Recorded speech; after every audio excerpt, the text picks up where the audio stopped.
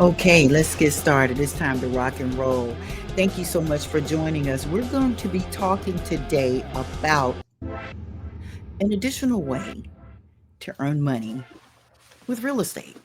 So, a lot of you are accustomed to real estate sales and other things that have to do with real estate, but there's another way that's involved. With all of those ways, they're basically involving commission and that type of thing, and it's excellent. It's excellent. Real estate sales, listings, all types of ways to invest in real estate and to benefit from real estate. But there's another way that people have been benefiting financially from real estate, and it's called title abstracting. Yeah, title abstracting.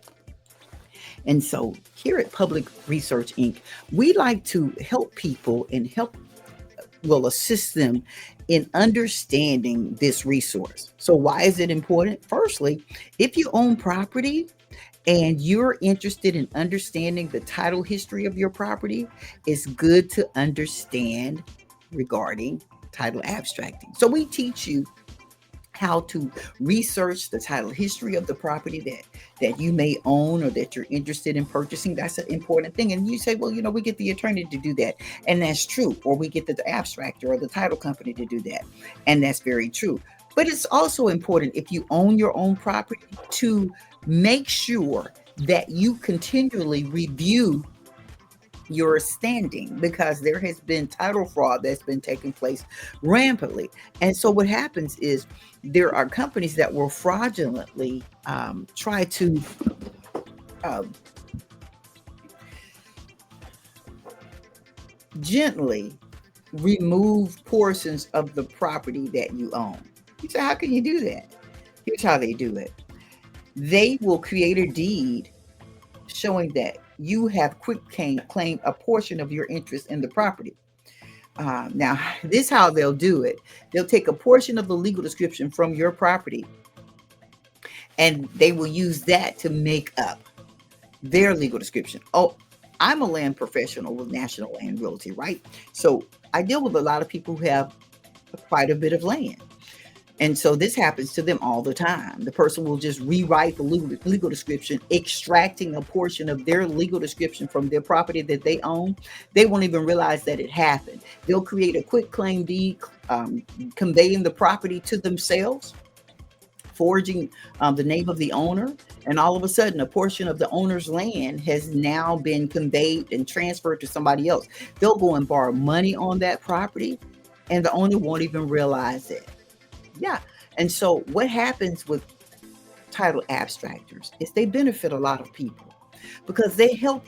When they come in, they teach people and show people how to do their title report. They go ahead and prepare the title report. They search the legal description to confirm that that legal description matches the amount of land that the owner believes that they own. But you're not out of the woods if you own no acreage. If you just own a house on a lot, you can still be subject to this same instance of fraudulent behavior.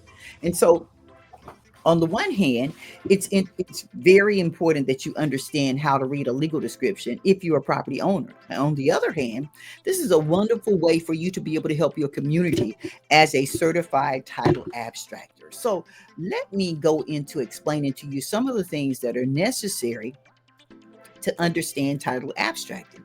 And then later on, if you're interested in becoming a certified title abstractor, you can reach out to me. Public Research Inc. Public Research Inc. I'm Jacqueline Battle with Public Research Inc. We were founded back in the 1990s. Yeah, we incorporated back in the 1990s. And we are also operating here in Alabama. I think we started operating here in Alabama in the early 2000s, but we started as we were incorporated in Delaware. Started years ago in the 1990s, and then we became an Alabama corporation in the early 2000s. So we've been doing this for a long time. Not just that, we have helped hundreds of people become title abstractors, certified title abstractors. Most of them that we help, they're still in the business. Yeah, we've been helping people since the 1990s become title abstractors, and they're still in the business. We helped somebody in Alabama as soon as we got here in the early 2000s.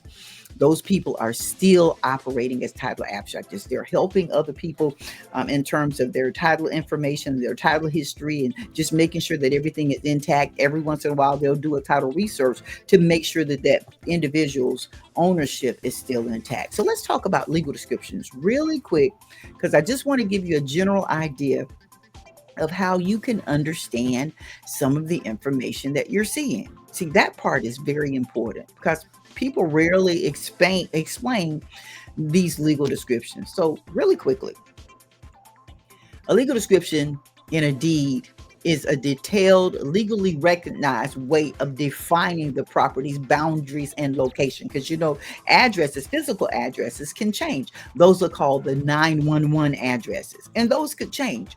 So there is something that solidifies the validity of that location of that property and pinpoints it, and it is called the legal description. So what it does is it ensures the clarity and the accuracy of the property lines so as to avoid any kind of confusion, but it also creates a binding specific identification that's enforceable. To help you identify your boundaries, so that if anybody has come and fraudulently excavated a portion of your property and then included it in a legal description in a deed that's been fraudulently conveyed to them, you'll know it as you get abstracts done of your property's title every so often. So when we look at recording and title security, the legal description helps governmental agencies and title companies track ownership and prevent fraud. When we look at property transactions, it ensures the buyer and the seller and the lenders so that they know exactly what land is being conveyed. Yeah. Without a clear legal description, property disputes can arise and owners can lose their rights to their property just because somebody has come and fraudulently taken a portion of your legal description without you even being aware of it. So all of these things help you to solidify and protect your ownership in the property as the years and the decades go by, so that even when you convey it to those that will be generational, you will be able to make sure that that legal description is intact even before you begin to convey it or to include it in any type of will. So meets and bounds is one type of legal descriptions. There are actually three main categories of legal descriptions that are used here in the United States.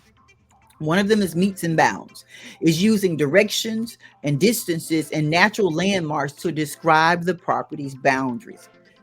It's commonly used when the shape of the parcel is irregular, when it's not common. Also, there are lot and block descriptions. So that lot and block description is normally inside of a plat map, inside of a subdivision. Okay, it's already been subdivided. And so it relays in the survey, and you can find it in different mapping departments in the government agency, specifically tax assessor's office or the revenue commission office. Government rectangular survey systems, the acronym would be GRSS. It divides the land into townships and ranges, also sections, and it uses meridians and baselines for reference. This method is mainly used in the U.S., excluding the original 13 colonies. It's used in those areas. And so I'm going to talk to you specifically about meets and bounds. Just briefly, this is one of the oldest methods of land descriptions. Depends on the physical measurement and the geographic references. So it includes a point of beginning. Obviously, that's where it starts. This is the starting location of the property boundary, so you know how to create the shape. And then there are distances and directions that are used. Precise measurements, feet and meters and compass and other bearings, and they're called cardinal calls, okay? Then there are physical landmarks that may be used: rivers, roads, trees, and other natural landmarks. And then the closing boundary ends the description. Yeah, it's where we understand where that property description ends, and it creates the shape. So meets and bounds descriptions are highly detailed, but they require careful surveying. Yeah, a licensed surveyor. Yeah, and they're going to document everything so that it will remain accurately over the years. Now, sometimes natural monuments will be moved, but there's enough square footage language included in the meets and bounds so that even if a natural monument is moved, the shape of the property can still be identified.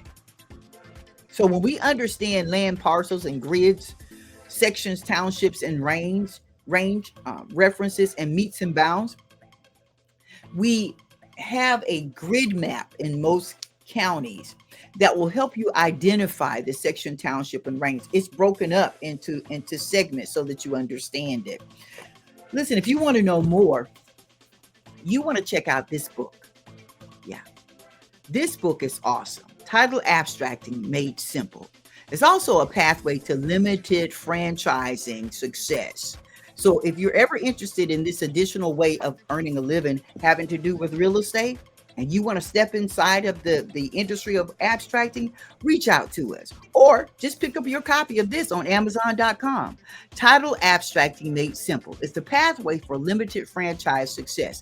It'll not only teach you the different parameters that you need to be aware of regarding title abstracting, but it will also introduce you to a way that you can enter into this additional form of revenue.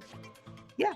Yeah. So it teaches you how to help people in protecting their property ownership. It helps you to understand how to protect your own property ownership and understand how to read those legal descriptions to make sure somebody hadn't mooched off your legal description and created a totally different legal description out of your description, creating a deed, claiming themselves ownership in a portion of your land and borrowing on it. Yeah, that's why you want to, every so often as a property owner, you want to order a title abstract. And you can reach out to a licensed title agent like myself or a title agency like Public Research Inc. Or you can reach out to an abstractor, a certified abstractor, which we produce here at Public Research Inc. We have helped hundreds of people become licensed or certified title abstractors, and we can help you if you're interested. If you're not interested in that and you just want to protect the title of your property, pick up a copy of this book, Title Abstracting Made Simple, a pathway of franchise success. Yeah, pick up a copy of the book, Amazon.com, or reach out to me. We'll be more than happy to help you. You can find us anywhere online. Public Research Inc. We're an abstract and title company, and we want to service our community in this way.